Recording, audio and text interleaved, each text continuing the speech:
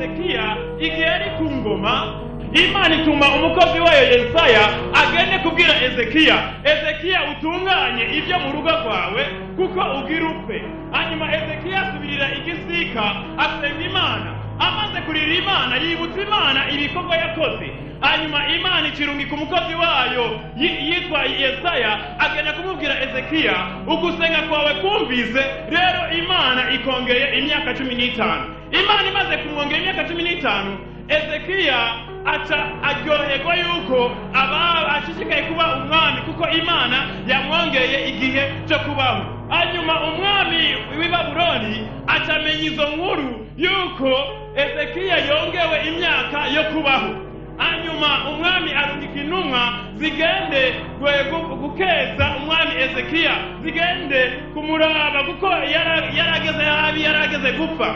Hanyuma umwanzi arungitse izo ntumwa, Ezekiya akira amakosa, afata abantu batakebwe, abantu batemera Imana, abantu basenga ibigirwamana, atabazana mu ngoro yiwe abereka ibyo atunze byose. Amaze kubereka ibyo atunze byose, Imana ikirungika umukozi wayo Yesaya, subira kandi ubwire Ezekiya, ugende umubarire, ubwire ewe Ezekiya, kubera wakoze igikorwa cy'umugararizo, wafashe abantu b'abanyamahanga batwara mu ngoro yawe, ubereka ibintu by'ubutunzi utunze byose. Kubw'ibyo mu bana bawe wibyariye mu nda bazogenda mu gihugu cy'inyamubwire cy'amahanga, hanyuma babe baja hariya. Ayo majambo aheze igihe, ayo majambo arashika n'umukozi w'Imana Yeremiya arayavugishwa ko ingene Abisirayeli bazogenda mu gihugu cy'i Babuloni bazomara imyaka 70 iyo arabaja.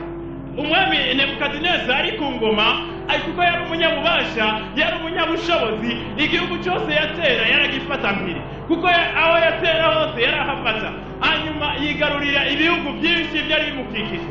Amaze kwigarurira ibyo bihugu, Nebukadineza agenda mu gihugu cya Yuda. Icyo gihe hari umwami yitwa Yehoyakimu, niwe yagaba igihugu cy'Abayuda.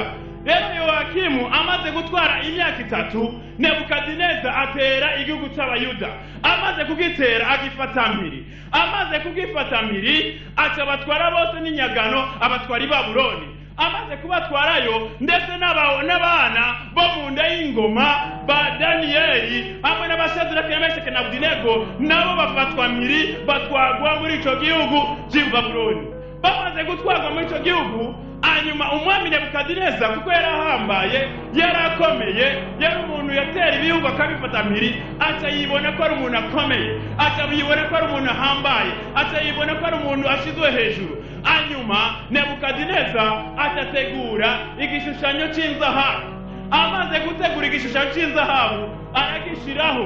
Amaze kugishiraho ahamagara ibyegera byiwe, ahamagara abaganza, ahamagara abashinga naye, ahamagaza n'abantu batwara uturere dutandukanye, arababwira baze bahetagiye igishushanyo cy'inzahabu umwami Nebukadineza yashinze. Rero icyo gishushanyo mu burebure era metero 60 uciriye mu nkokora, mu bwaguke era metero 6 uciriye mu nkokora. Rero aragihagarika, abo bashumba cyangwa ibyo byegera bya Nebukadineza baza gusenga icyo gishushanyo. Bamaze kugihezagira, hanyuma atanga itegeko yuko abantu basemerera bagenda basemerera bavuga mu bihugu byose aho Nebukadineza atwara, abavuga mu ndimi zitandukanye ariko aho Nebukadineza atwara bose bagende bababwira yuko bategerezwa kunamira cyangwa gusenga icyo gishushanyo umwami Nebukadineza yashinze. Amaze gutanga iryo tegeko, riba itegeko ry'indahava, kuko Nebukadineza yari yamaze kwibona ko aragakomeye, kuko icyo yashaka cyose cyarakoreka. Imana idufashe rwose. Icyo yashaka cyarakoreka, yabona ko ari umunyabubasha, yarabona ko ari umunyabushobozi. Hanyuma abo bantu bagenda barasemerera, barababwira, yemwe abantu mutwagwa n'umwami Nebukadineza. Nebukadineza yashinze igishushanyo. Icyo gishushanyo rero umuntu wese niyumva sumponya, akumva imiduri, akumva ikembe, akumva inanga, akumva ifirimbi, akumva ingoma, n'ibintu bivuga byose biriko biravuga, aho uri hose ucufukamira usenge icyo gishushanyo. Itegeko riratangwa mu gihugu cy'u Babuloni aho Nebukadineza yatwara. Bose bagenda barabivuga. hanyuma rero baca bagira umunsi mukuru, umunsi wo gusenga ico gishushanyo. Nebukadineza yagize ico gishushanyo kugira ngo yigarurire amahanga yatwara, kuko Nebukadineza yashaka ko abantu bamwizigira, atagira idini yiwe, idini isenga ico gishushanyo. Iyo dini yiwe rero yashaka ko abantu bamwubaha, yashaka ko abantu bamwumvira, yashaka ko abantu bamwizigira. Niyo iyo dini y'igishushanyo ciwe yahagaritse. Umunsi uragera, aba basemerezi bamaze gusemerera, hanyuma ifirimbi baba nibagiye kuvuza imiduri n'ikembe n'inanga n'imiduri n'ibintu byose bivuga, barabivuza. Bamaze kubivuza, abantu bose n'abategetsi n'abahambaye n'abaciye bugufi bose barunama basenga ico gishushanyo. Ariko hari imisoro itatu, ariyo Shadirake na Meshaki na Abedenego, bari bavuye mu gihugu cy'i Buyuda, kuko hariya mu Buyuda bari bafise amazina yabo, ariko bashize mu gihugu cy'i Babuloni babahindura amazina. Ariyo Ananiya niwe bita Shadirake, Mishayeli bakaca bamwita Meshaki, Azariya nawe bamwita Abedenego. Abo rero bamaze kubahindura amazina, bamaze kubita amazina y'ibigirwamana byariya i Babuloni, niho bo bamenya naho turi Babuloni, ariko turatura abantu b'Iyuda. Haleluya!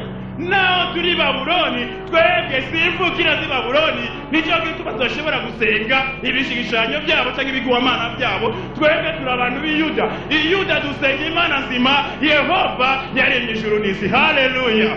Rero baritahura, bamenya iryo banga ko riri mu mutima wabo, nk'uko ijambo ry'Imana rivuga, twebwe turi mu isi ariko turabisi iwacu mw'ijuru.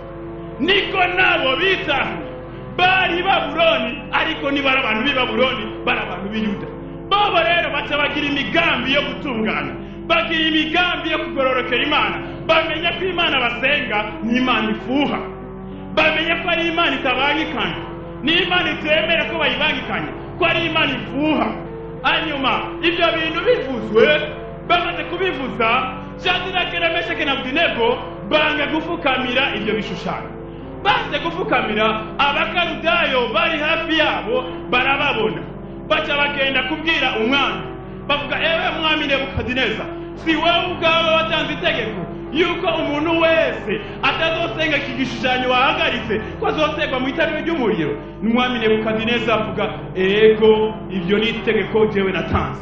Hanyuma aramubwira, hariho abasore batatu wahaye gutwara, kuko abo basore bari abanyabwenge, abo basore bari abantu b'ubwenge bwose. Nicyo gituma umwami Nebukadineza yabahaye gutwara mu bihugu by'i Babuloni.